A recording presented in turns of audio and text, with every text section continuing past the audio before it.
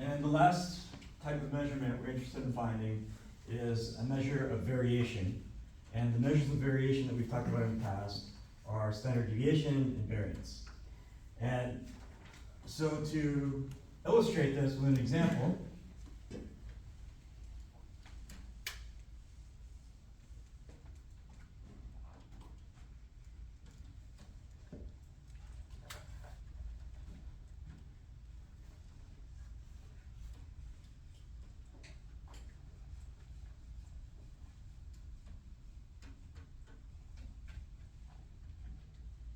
let's say in one of your next jobs,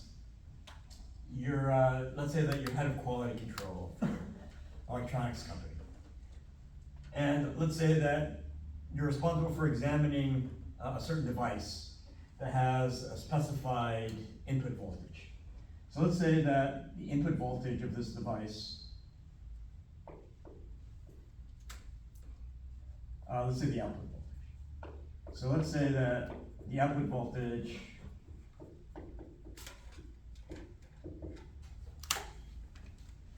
is 12 volts.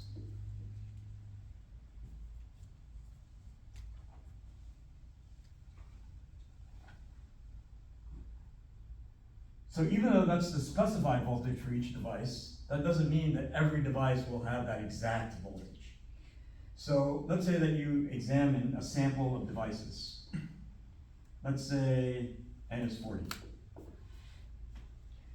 One device that you measure the voltage for might be 11.97. Another device that you measure the voltage for might be 4.02, and so forth. They'll be around the specified voltage, but not exact. And so, as head of quality control, you want the variation around this true voltage of 12 volts to be as small as possible. So you want the measure of variation to be as small as possible. And so let's say that you examine these 40 devices, get their voltages, and enter them in your calculator. Your calculator will give you the summary statistics for this sample of 40. So it'll give you the sample mean and the sample standard deviation. And so let's say the sample standard deviation is 0.06.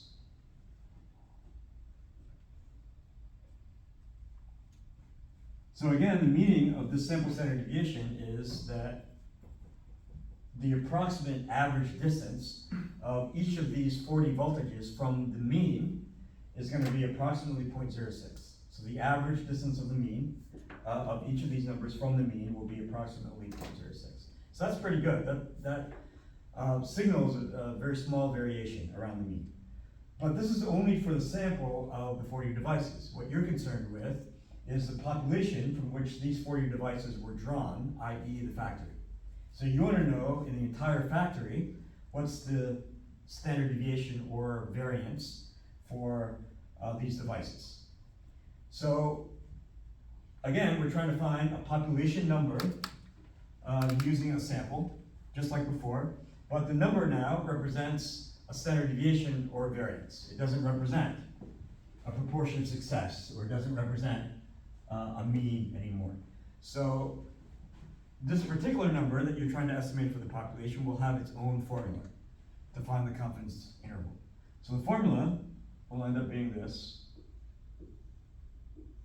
So again, the first time you see it, it'll probably look hideous, but after we talk about it, it won't be so bad.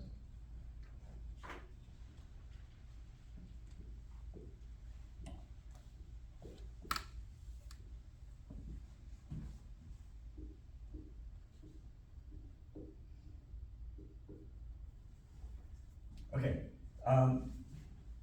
so what this means is that sigma, again, is the population standard deviation, which is what you're trying to find. So the population standard deviation squared, also called the variance, population variance, good, is between these two numbers.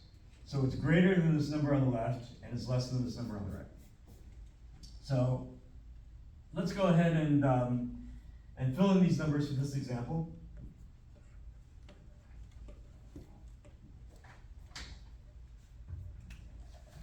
So if we go ahead and substitute these numbers, n in our example is what? Yeah, n is 40, yeah. What symbol is that? under? So we'll talk about what the symbol is in a little bit. So let's just go ahead and fill in the numbers, and then anything that's new, like these symbols on the bottom, we'll talk about what they mean. It's like an X. Yeah, this is a funky looking X. It's not quite an X. It's a Greek letter chi. So it's actually a Greek letter, but it looks like a funky X.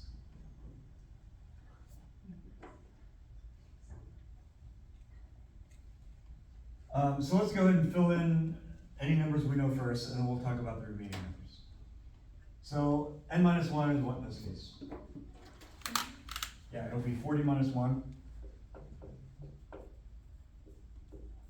S is direct from the sample, that's 0.06.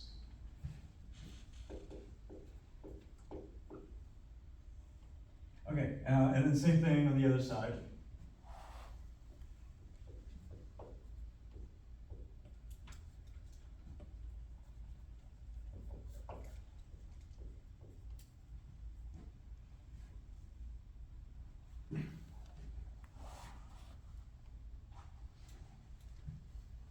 So this remaining symbol, this is going to be new. This is read as chi squared.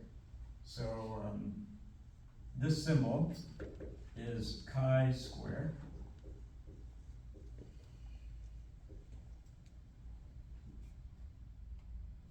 So chi spelled C-H-I, and read chi and not chai or chi. Not something that you get from Starbucks. So this is chi squared, and just like before, if you see a z, that means that you go to the z-score table. It's the underlying distribution is the bell curve. If you see a t, that means the underlying distribution is a t-distribution. You go to the t-score table, the t-distribution. So here, the symbol being chi squared, this is a distribution that we call a chi-square distribution. So it turns out that the chi-square distribution looks something like this.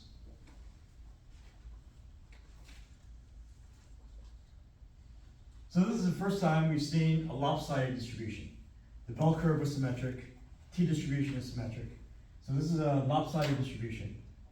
So this comes when the variable that you're looking at in the distribution is a function of the variances. If you look at the sample variances.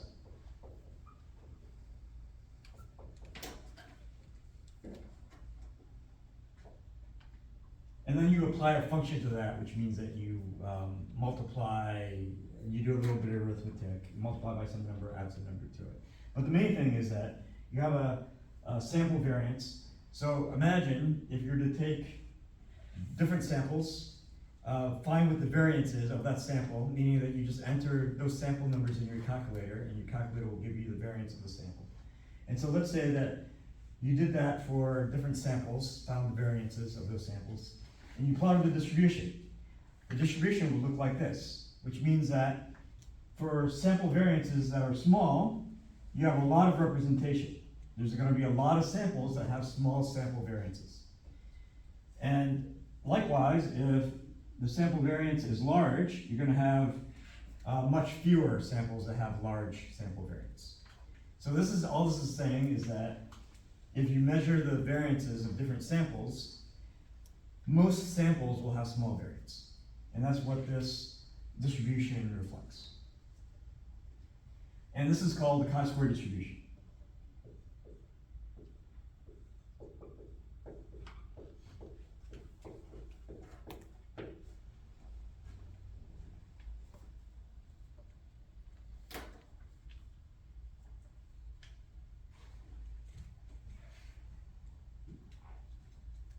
Okay, so to use this formula then, we need to know what these chi-square values are. So this is chi-square with a right subscript of r, and this is chi-square with a right subscript of l. So this is read as chi-square right, this is read as chi-square left. So to find each one, imagine this picture.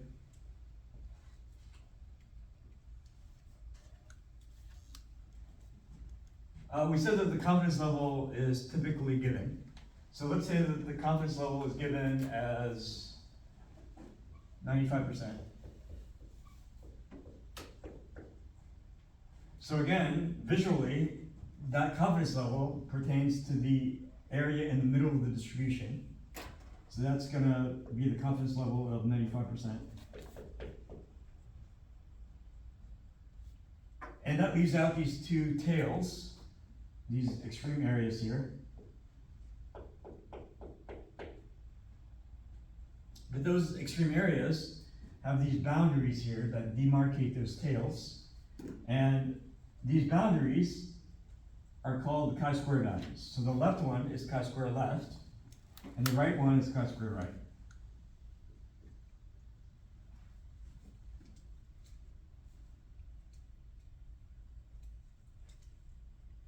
But because this chi-square distribution is not symmetric,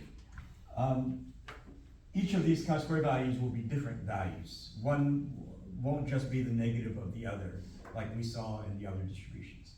So we'll have to find both values using the appropriate table. So the way this chi-square table is laid out is the first column will be degrees of freedom, and it's calculated the same way that we did with the t-square table. So in this example, what would the degrees of freedom be?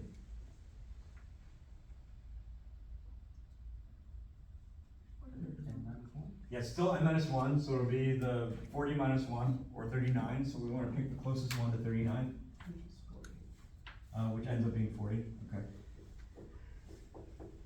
And then we want to go to the appropriate column, and that's going to be, if you look at the column header, it'll say area to the right of the critical value.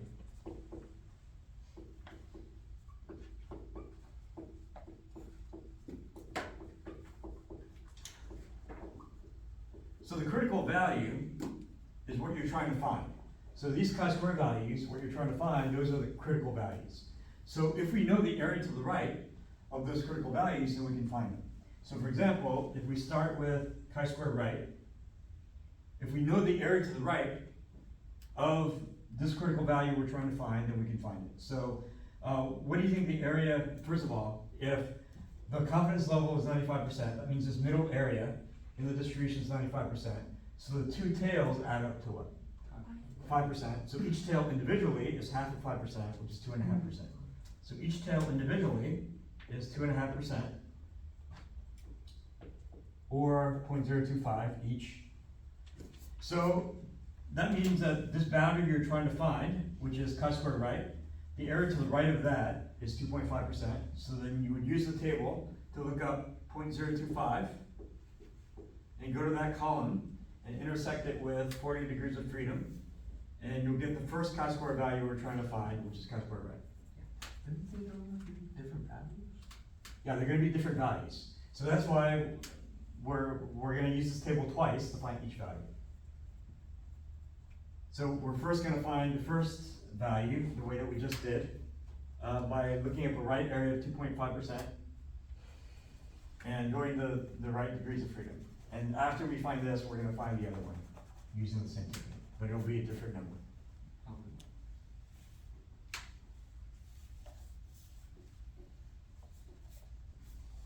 So if you look up 40 degrees of freedom, which is the closest one to 39, and you go to the correct column, which represents 0.025, representing area to the right, what number do you get?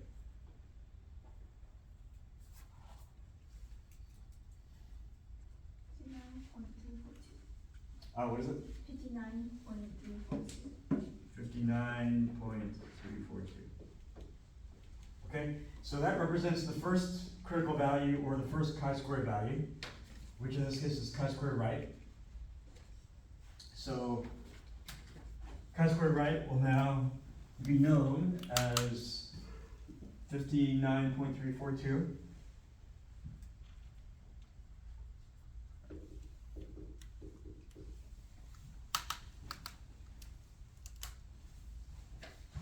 And then now we're going to find the other one in exactly the same way. So this chi-square left, So this chi-square left is found the same way, so if we know the area to the right of that boundary under the distribution, then we can find it. So what is this total area to the right of this chi-square value that we're trying to find? 97.5? Yeah, 97.5%. It'll be the entire 100% minus this left area of 2.5%, which is 97.5%. Or you can add up these two areas that you know, which is this 95%, the middle area, plus the 2.5%. It's also 97.5%. So we're gonna use this table and look up the degrees of freedom that's closest to 39, which is 40. And then now go to the column that says 97.5% or 0.975. Because that represents the area to the right of this critical value we're trying to find.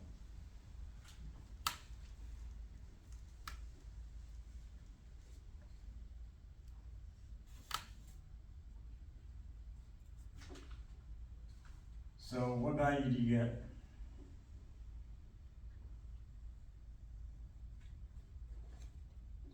Looking at 40 degrees of freedom with 0.975 as a right area.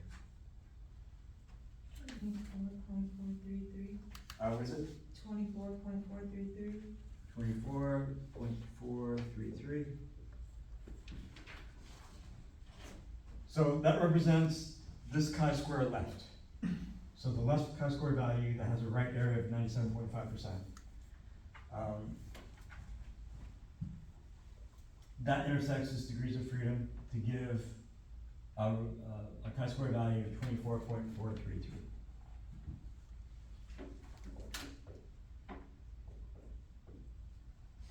So now that we looked up the two chi-square values, we can just substitute the other numbers that we know. I erased them from before, but this will be here. And then S squared will be 0.06 squared.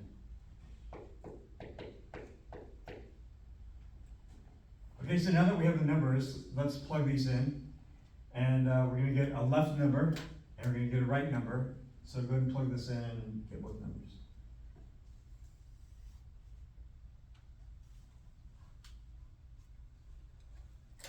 So keep in mind that the number that we looked up in the chart was the entire chi-square value. We don't square it again. So this entire chi-square value is the number we looked up in the table.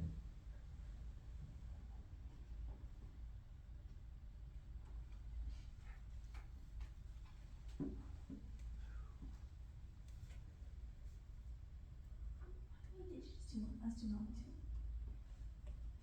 2. So it doesn't matter in the problem, it'll specify it, but let's say for now, 3 digits. Okay, it's point to the left. It's point, not to the left, that one, yeah. It's 0.002. Maybe you mean another digit. 4. And then, what about the right one?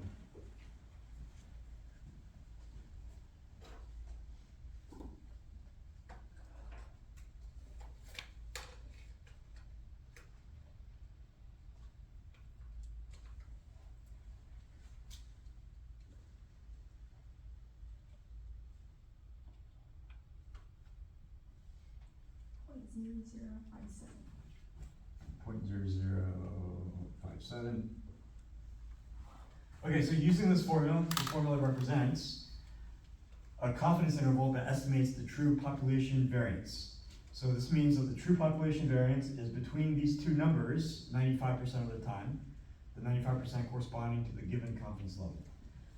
So we know that the true population standard deviation squared is between these two numbers. So what can we say about the true population standard deviation itself? So let's back up a little bit before we have to answer that. So if I were to ask you, if I know that a certain unknown squared is between these two numbers, let's say 16 and 25, then what can you say about the unknown itself?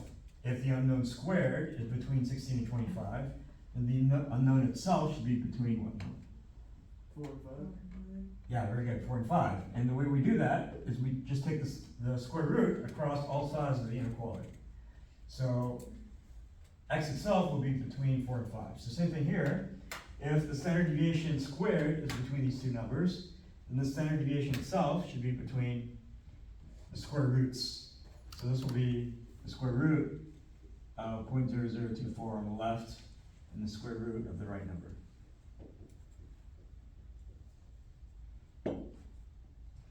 So the formula itself will be in terms of the standard deviation squared, but if you want the standard deviation, just take the square root across the inequality.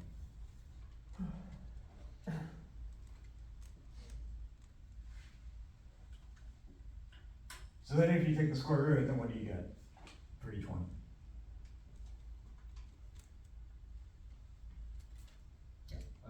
You get 0.0486 0.0486 to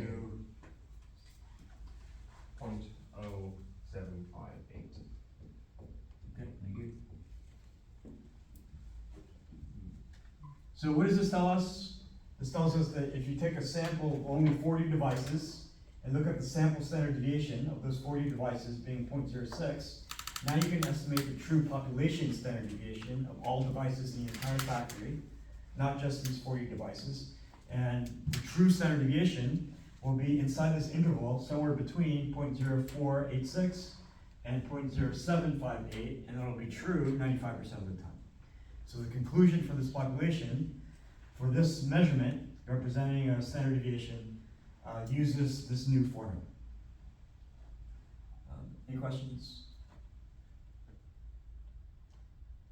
Okay, so we've talked about it a lot today, but the common theme is that we've talked about confidence intervals in order to estimate some number for the population using a sample, and whatever that number happens to represent, we use a different formula.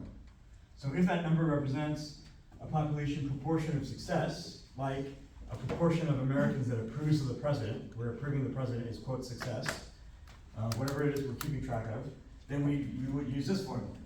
If we're trying to find the number representing a population mean, like a mean IQ score, then we would use one of these two formulas, depending on whether we know sigma or not. Sigma is the population standard deviation. If we know sigma, which usually we don't, then we would use the first formula. If we don't know sigma, which is the more realistic situation, then we would use this formula. And then if we're trying to estimate the number representing a population standard deviation or variance, then we would use this formula. So really this section is about knowing what number it is you're trying to find for the population and then using the appropriate formula.